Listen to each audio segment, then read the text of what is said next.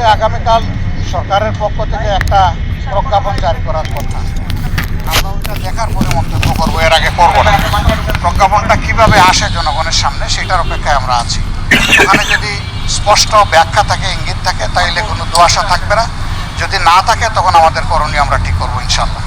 আরেকটা বিষয় হচ্ছে যে রাজনৈতিক দলগুলোর সাথে আলোচনা না করে সিদ্ধান্ত নেওয়া হয়েছে।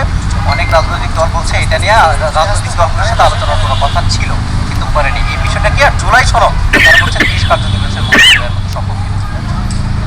সদিচ্ছা থাকলে সবই সম্ভব। আর প্রথম যেটা বলেছেন যে রাজনৈতিক অংশীজন যারা, তাদের সাথে আলোচনা করলে যেহেতু ম্যাটারটা একটা পলিটিক্যাল ম্যাটার, ভালো হতো। এটা আমরাও উপলব্ধি করি।